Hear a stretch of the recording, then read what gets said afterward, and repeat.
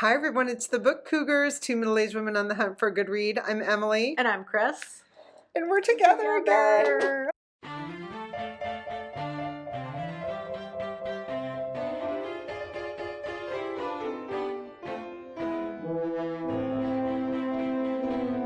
It's so good to be back together. 7 weeks Yes. we were apart. Yes, for those who maybe don't know why, I was scheduled to spend 4 weeks this summer with my daughter who is expecting a baby. And 3 weeks before the baby was due to be born, I got a call from her that her water had broke, and I got on an airplane and within like an hour from all the news and everything was on an airplane and at her house and never came back home. Right. Until this last Saturday. Yes, so she's back in town and all is right again in Connecticut. Yes, that's right. I know you miss your grandbaby and your daughter though. I do. I miss them both desperately, and I wish I could be like they were in Star Trek and just like push that button Beam and me up, Scotty. spend time in all places that we love. Yeah. But I came home to a package that had been delivered back in July that I thought we would unwrap. Yes. Does that sound like fun? And it's from one of our first supporters. That's right. We have 2 early supporters of the podcast, my wife Laura, and the person who sent this to us. That's right. Aunt Ellen, formerly of New York City, now of Berkeley, California. And she works at the Berkeley Public Library, Friends of the Library bookstore. It's a full-fledged, big, beautiful bookstore in Berkeley. And we frequently are recipients of books that she finds on her Thursdays there. So let's see what this is. What is this? It is in protective Ziploc wrapping. Keeping it dry. Oh, The Pleasures of Cooking for One by Judith Jones. How cool is that? Thank you, Aunt Ellen. Nice. Oh, so we talked to, let's see, here it is. We talked to Sarah Franklin, the author of The Editor. Which is about Judith Jones. Yeah. There's a subtitle there. And during our conversation with her, we asked, if you were to start with a book of Judith Jones, which would you start with? And this is the one she recommended. And I've been looking for it I went to Book Barn in Niantic and I haven't been able to find a copy. So thank you, Ellen. That's awesome. Yay! What a fun surprise to come home to. Oh, it's lovely hardcover too. I mean, yeah, it's great. It's beautiful. I wonder if it has actual food pictures. It does. Oh, yay. Oh, look, that looks like her hands slicing an onion on a mandolin. It's so beautiful. Oh, I cannot wait. Oh, yay. Yummy. All right. Oh, so speaking of finds, I had been on the hunt for a copy of Margaret Truman's book, Murder in the Smithsonian.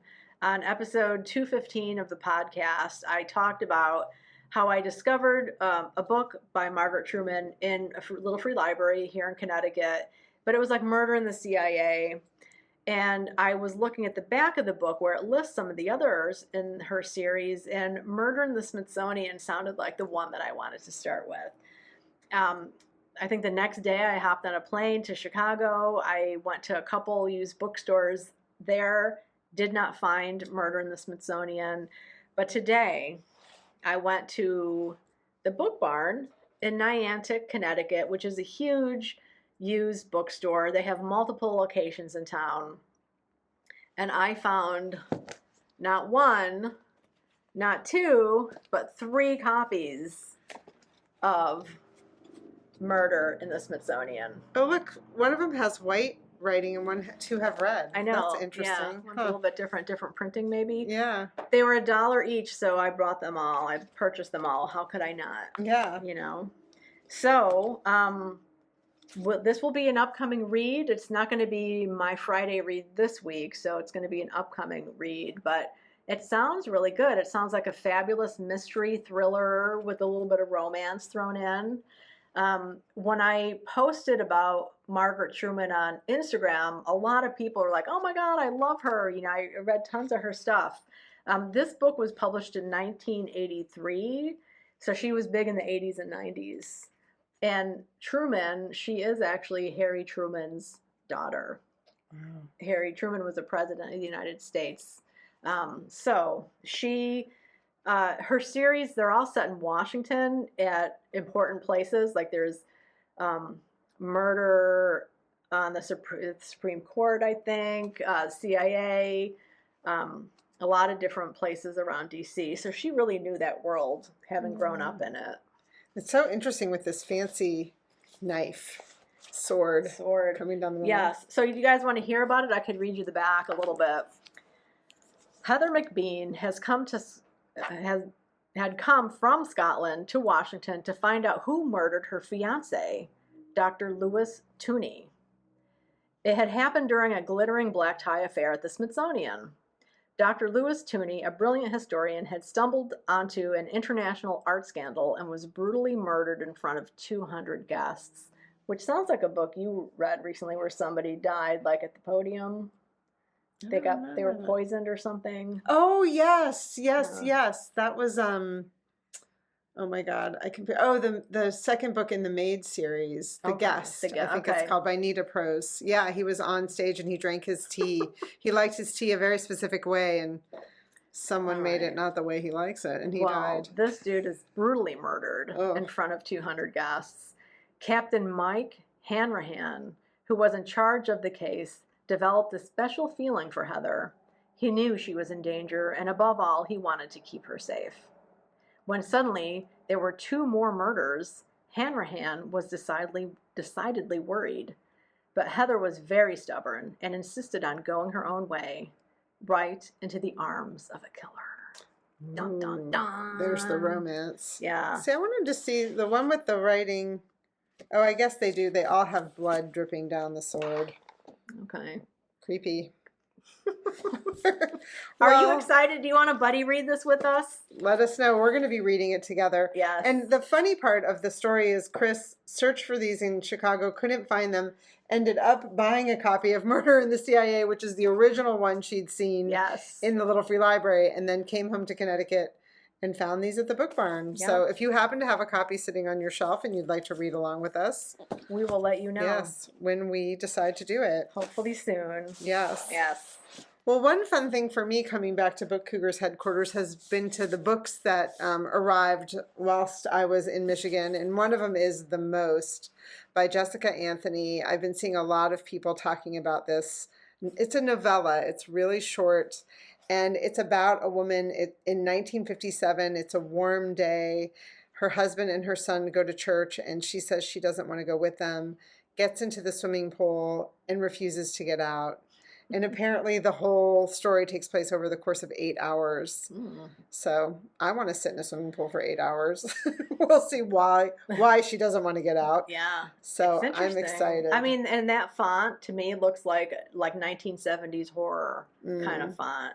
Yeah, so we'll see what happens. I don't know. Yeah. Have you read anything by her? I haven't. I think she wrote the book Enter the Aardvark, which is another interesting one that I do remember. It says it was a finalist for the New England Book Award. So she lives around here. She lives in Portland, Maine. Yeah, okay. Yeah. All right. She's a recipient of the Creative Capital Award in Literature. Oh, and she wrote The Most while guarding the Maria Valeria Bridge in Sturovo, Slovakia. That's an interesting fact. Totally. Yeah. So looking forward to this one. And then the next one, everyone, you are going to possibly be very jealous. The Mighty Red by Louise Erdrich. I don't know if you can see that it's like kind of like gold. Shimmery. Yeah. Do you say Erdrich or Erdrich? I tend to say Erdrich, I think. I'm not sure. You know, I could probably find out the correct pronunciation of her name. Incredible author. I love her writing. I just, on episode 216, which drops on Tuesday, which we just recorded, I talked about reading a short story of hers that was very interesting. Dark. Yeah, dark. She's written a lot of novels. She's also a poet. This novel is getting a lot of enthusiasm behind it, and it comes out on October 1st. So right around the corner, you can pre-order it now. On the back, it says, in this stunning novel, Pulitzer Prize and National Book Award winning author Louise Erdrich tells a story of love, natural forces, spiritual yearnings, and the impact of uncontrollable circumstances on ordinary people's lives. Mm, All right. sounds pretty compelling. So, There you have it. beautiful. Yes. Our books. Our books. What are you reading? We always want to know. Yes. Are you cooking anything? I'm really interested in this, The Pleasures for Cooking for One, because I have a really hard time cooking for one. And I'm very interested in things. Yeah, and most recipes are for like, 6 to 8 people, Yeah. it feels like. Yeah. So Yeah. she did a great service for people. Yes. All right, everybody, thanks for watching. Happy reading.